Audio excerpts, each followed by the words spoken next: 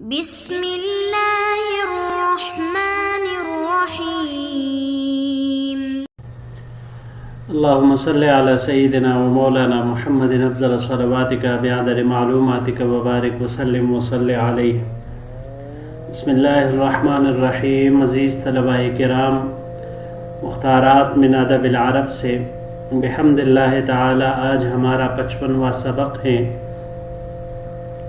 اور جو مضمون ہم آج شروع کرنے جا رہے ہیں اس کا عنوان ہے القمیص الاحمر، سرخ قمیص. اس عنوان کا اپنا ایک پس منظر ہے جو انشاءاللہ پھر درس کے دوران آ ہی جائے گا. یہاں پر بات کرتے ہیں تھوڑا مصنف رحمہ اللہ کے بارے میں، جو ابن عبد ربہ ہے. پورا نام ان کا ابو عمر احمد ابن محمد ابن عبد ربہ ہے. ان کی پیدائش 246 ہجری میں ہے،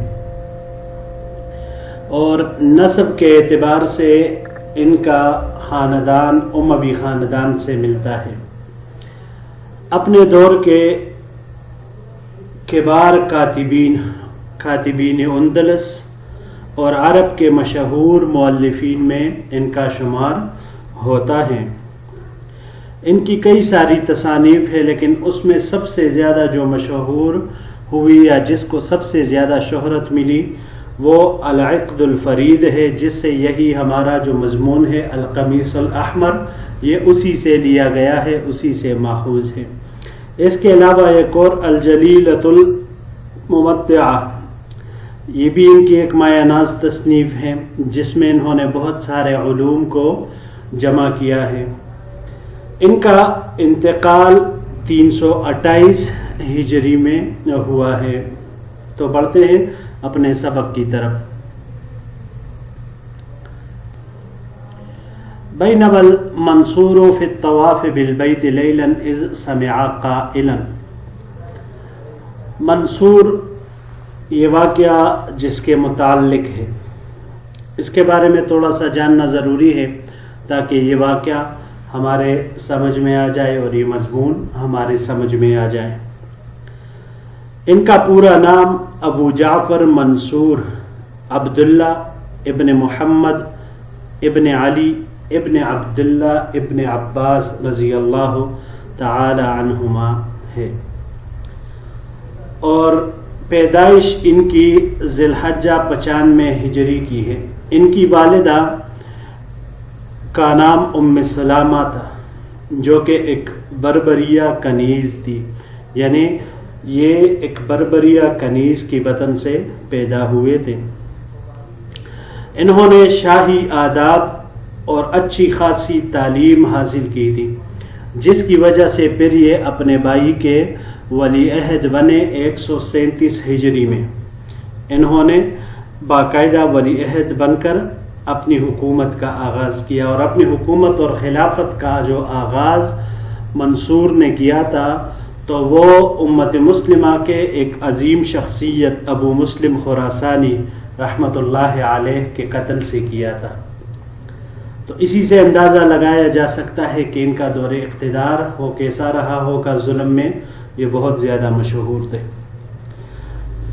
ان کی امویوں سے دشمنی حد درجہ زیادہ تھی، لیکن اس کے باوجود بھی ان کے زمانہ خلافت میں عبد الرحمن ابن معاویہ ابن ہشام ابن عبد الملک ابن مروان اموی ان کو اندلس کا حاکم بنایا تھا. امارت ان کے حوالے کی تھی، اور انہوں نے منصور کے مرتے دم تک وہاں پر ایک مثالی حکومت قائم کر رکھی تھی. ان کے ایک دوست تھے جن کا نام عبد الرحمن ابن زیاد ابن انعم افریقی ہے، جن کے بارے میں مشہور یہ ہے کہ وہ ایک انگوٹھی پہنتے تھے جس پر یہ لکھا ہوا تھا اتق اللہ، اللہ سے ڈرو.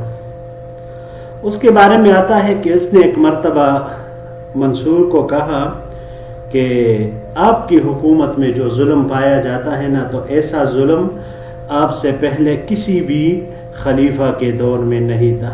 اور ان کی ظلم کا اندازہ آپ کو اس سبق کے علاوہ ایک اور واقعہ سے بھی جیسے اب ہم ذکر کرتے ہیں اس سے بھی ہو جائے گا، باقی سبق سے بھی آپ لوگوں کو اندازہ انشاءاللہ ہو جائے گا۔ انہی کے زمانہ میں امام ابو حنیفہ صاحب رحمۃ اللہ علیہ کو انہوں نے قضاء کا عہدہ وہ پیش کیا تھا، لیکن امام ابو حنیفہ صاحب رحمۃ اللہ علیہ نے احسن طریقے سے اس سے معذرت کر کے وہ عہدہ قبول کرنے سے انکار کیا تھا، لیکن یہ بات اس خلیفہ نے اپنے دل میں رکھی تھی۔ اور پھر جب 140 ہجری میں بغداد شہر کی بنیاد رکھی تو وہاں پر اینٹوں کے گننے پر انہوں نے امام اعظم ابو حنیفہ رحمۃ اللہ علیہ کو خشت شماری پر مقرر کیا، اور امام ابو حنیفہ صاحب رحمہ اللہ کے تقوی کا کمال دیکھیے کہ انہوں نے بخوشی بطیب خاطر برضا و رغبت اس کام کو قبول کیا، حالانکہ عہدہ قضاء کو دیکھنا بھی گوارا وہ نہیں کیا تھا۔ تو بہرحال ان کے بارے میں آتا ہے کہ 145 ہجری میں انہوں نے 2 شہزادوں کو قتل کیا، جس کی وجہ سے اس وقت کے بہت سارے علماء نے اس کے خلاف بغاوت کے جواز کا فتویٰ دیا تھا، اور اسی فتوے کے پاداش میں امام ابو حنیفہ صاحب رحمۃ اللہ علیہ کو بھی قید میں ڈال دیا گیا تھا، اور پھر وہی سے ان کا جنازہ نکلا تھا۔ یہ جب 158 ہجری میں اس نے ارادہ کیا حج کے لیے کہ میں مکہ مکرمہ جا کر حج کروں، تو لوگ یہ سمجھ گئے کہ مکہ حج پر جانے کے علاوہ یہ وہاں کے جو بڑے بڑے علماء جیسے سفیان ثوری اور عباد بن کثیر رحمہم اللہ تھے، ان کو یہ قتل کرنا چاہتا تھا۔ تو حالانکہ یہ بات تھی بھی صحیح، کیونکہ یہ یہاں سے روانہ ہونے سے پہلے ہی ان کے گرفتار کرنے کا حکم وہ دے چکا تھا۔ تو اب یہ جیسے ہی یہ نکلا اپنے حج کے سفر پر، تو کسی مظلوم کی آہ وہ آسمانوں تک پہنچ چکی تھی، اور جی جون تک پہنچا ہی تھا کہ اپنی سواری سے گرا، اور اسی جگہ پر ہی اس کا انتقال ہو گیا، اور اسی جگہ پر ہی گمنامی کی حالت میں اس کو وہیں پر کہیں دفن کر دیا گیا۔ 158 ہجری میں پھر اس کی موت واقع ہوئی ہے۔ تو یہ یہاں پر اسی منصور کے متعلق ذکر کر رہے ہیں۔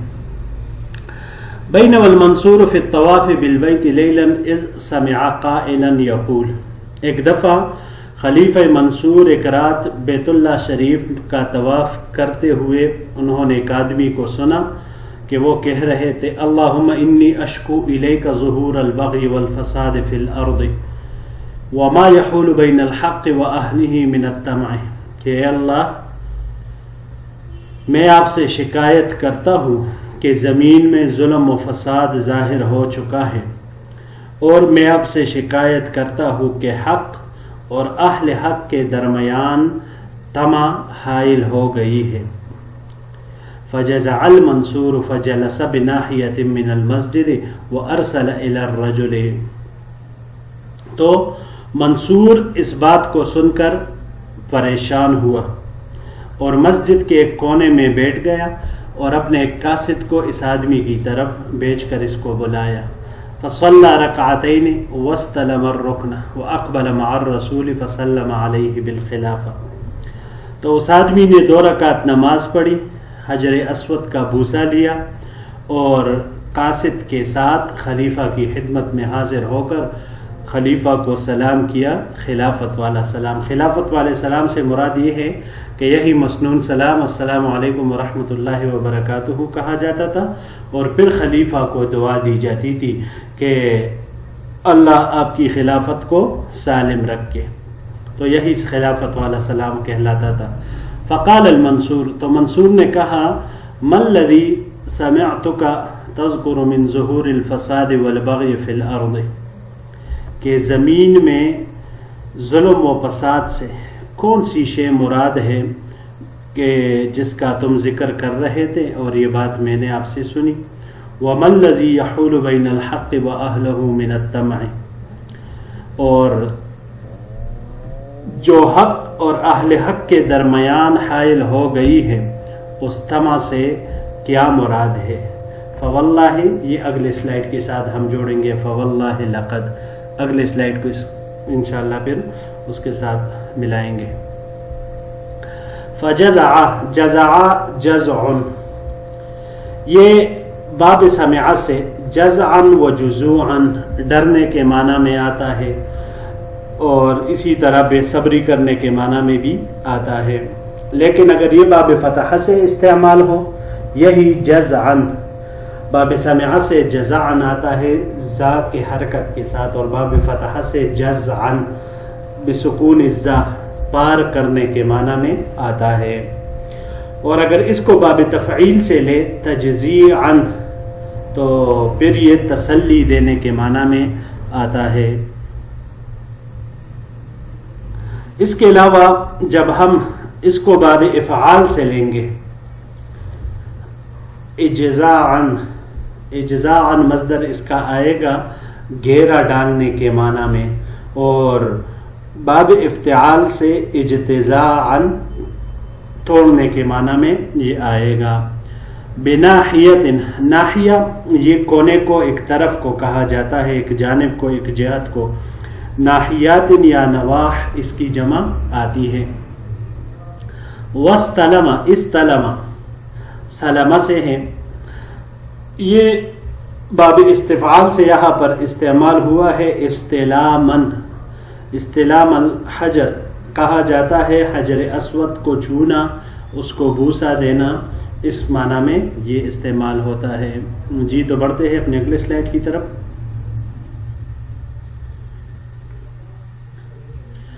فواللہ لقد حشوت مسامعی ما امرزنی، اللہ کی قسم تم نے میرے کانوں کو ایک ایسی خبر سے بھر دیا ہے جس نے مجھے مریض بنا دیا ہے۔ فقال ان امنتنی یا امیر المؤمنین اعلمتک بالامور من اصولها، اس نے جواباً کہا کہ اے امیر المؤمنین، اگر جان کی امان دے تو میں تمام امور کے بارے میں آپ کو بتا دیتا ہوں۔ وَإِلَّا احْتَجَزْتُ مِنْكَ وَاقْتَصَرْتُ عَلَى نَفْسِي فَلِيَ فِيهَا شَاغِلٌ، ورنہ میں آپ سے باز رہتا ہوں، ورنہ پھر میں آپ کو نہیں بتلاتا اور اپنے نفس پر اکتفا کرتا ہوں، یعنی بس یہ بات میں اپنے تک ہی رکھوں گا۔ فَلِيَ فِيهَا شَاغِلٌ، کیونکہ میرے لیے یہ بھی ایک مشغولیت ہے، کم از کم زندہ تو رہوں گا۔ قال، خلیفہ نے کہا، فَأَنْتَ آمِنٌ عَلَى نَفْسِكَ، کہ تم محفوظ ہو، فقل جو کہنا چاہتے ہو کہو۔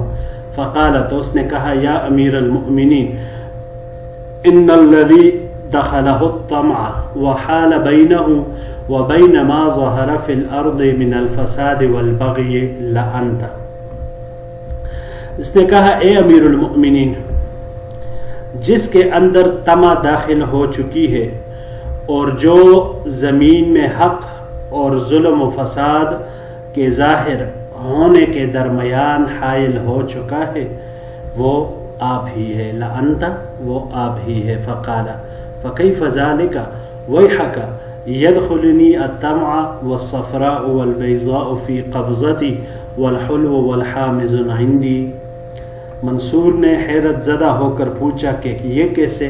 تیرا ستیاناس ہو، ہر چیز میں یعنی میرے اندر طمع کیسے آ سکتی ہے؟ والصفراء والبیضاء فی قبضتی، حالانکہ سونا چاندی میرے قبضے میں ہے، والحلو والحامض عندی، اور کھٹا میٹھا میرے پاس ہے، مطلب ہر چیز کا میں مالک ہوں۔ یہ ایک طرح سے وہ محاورتاً کہا جاتا تھا کہ جب ہر چیز کا سفید و سیاہ کا میں مالک ہوں، خزانے میرے پاس ہے، سونا چاندی میرے پاس ہے، تو پھر میرے دل میں مزید ان چیزوں کی لالچ وغیرہ کیسے آئے گی؟ تو یہ انہوں نے اس بارے میں پوچھا۔ یہاں پر یہ چند الفاظ ہے جی۔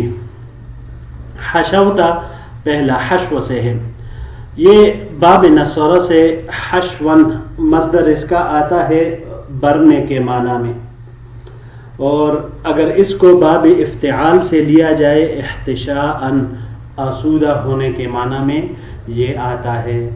اس کے علاوہ मुहाशातन बाब मुफाअल से किसी को तोड़ी चीज देने के माना में आता है। अमनतनी अमन से बाब समिआ से अमनन मुतमईन होने के माना में ये आता है, लेकिन अगर इसका मस्दर अमानतन हो तो फिर ये बाब करोमा से होगा। अमानतन मस्दर बाब करोमा से आएगा, अमानतदार होने के माना में। और अगर बाब तफ़ईल से हो जैसे यहाँ पर हुआ है तअमीनन, अमन युअम्मिनु तअमीनन, तो फिर इसका माना होगा अमन वो इत्मीनान में करना या आमीन कहना।